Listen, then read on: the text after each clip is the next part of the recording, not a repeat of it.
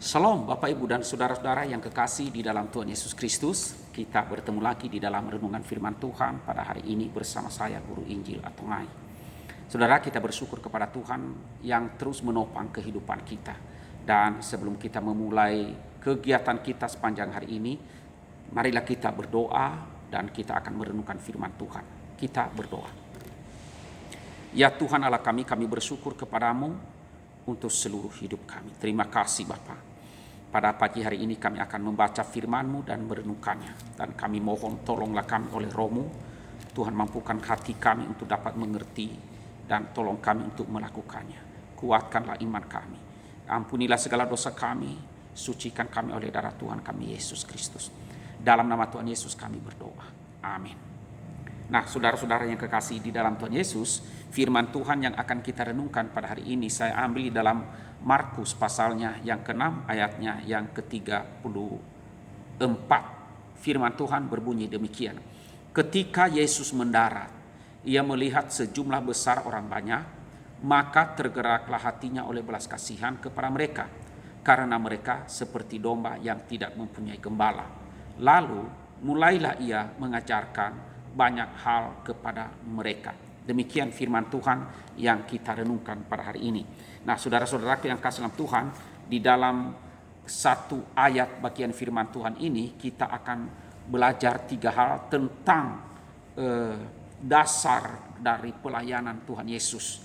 Ada 3 hal inti di bagian ini yang dapat kita contoh, kita teladani di dalam pelayanan Tuhan Yesus. Apa saja itu? Yang pertama saudara, yaitu visi yang jelas. Di sana dikatakan mata Tuhan Yesus melihat orang banyak. Jadi mata yang melihat jiwa-jiwa yang terlihat.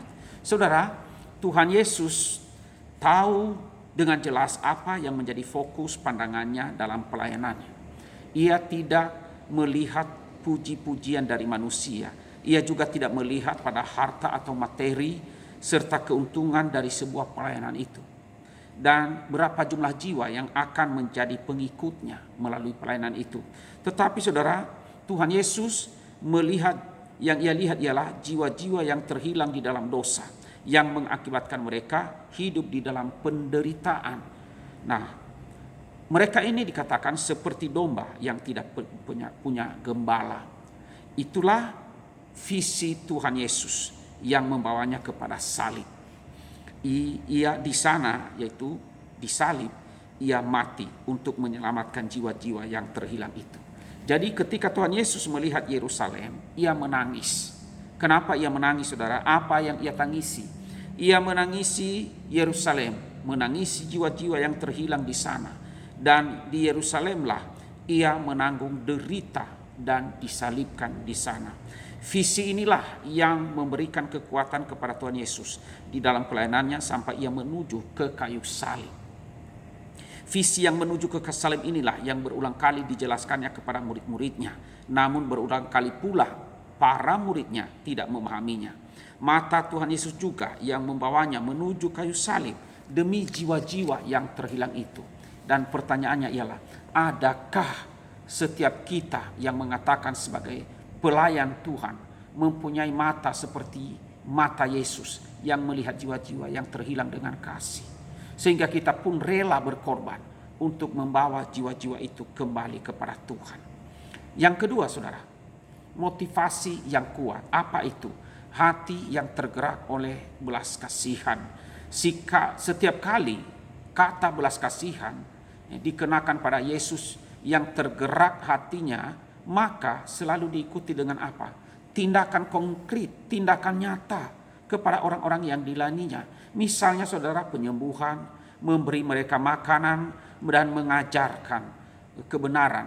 Dan inilah menunjukkan belas kasihan yang Yesus bukan sekedar belas kasihan yang diucapkan atau diajarkan, tetapi belas kasihan yang diwujud nyatakan dalam tindakan. Dan atas dasar hati yang berbelas kasihan inilah Yesus melayani. Hati yang berbelas kasihan ini pula lah yang membawa Tuhan Yesus menuju ke kayu salib. Saudara, hanya sekedar rasa belas kasihan tanpa melakukan tindakan apapun itu sama saja dengan penonton yang tak memberikan sumbangsi apa-apa. Allah menginginkan setiap kita, umatnya, mewujudkan rasa kasih itu dalam tindakan nyata di dalam kehidupan kita. Mari kita praktekkan, dan itulah yang dilakukan oleh Tuhan Yesus. Pertanyaannya kepada kita ialah, sudahkah kita bertindak melayani sesama kita? Atau kita hanya sekedar mempunyai belas kasihan kepada mereka tanpa ada tindakan apapun? Karena itu saudara, marilah kita merenungkan hal ini. Kemudian apa yang menjadi motivasi dalam pelayanan kita?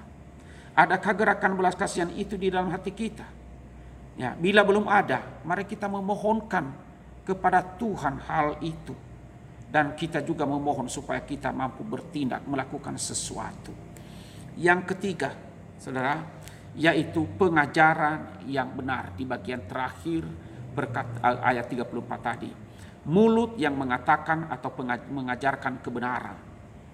Menarik sekali di sini saudara, bila kita perhatikan bahwa dorongan mata dan hati Tuhan Yesus itu tidak berhenti begitu saja.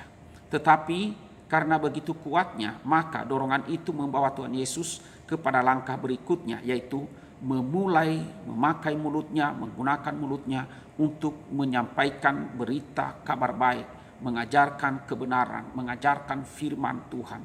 Dan tentu saja pengajaran itu bukan suatu doktrin atau dogma yang kaku yang hanya diperdebatkan dan didiskusikan saja, tetapi saudara, suatu pengajaran dengan kuasa yang mampu membawa orang-orang tersesat kembali kepada jalan yang benar, ya, membawa atau menghibur mereka yang lelah dan putus asa, mengembalikan dan menyadarkan mereka akan kehendak Allah sehingga mereka meninggalkan dosa-dosa mereka.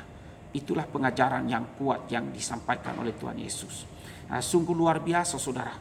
Perkataan Tuhan Yesus yang dituliskan dalam keempat Injil itu sungguh perkataan yang penuh kuasa dan penuh hikmat, dan diucapkan tidak dengan sembarangan.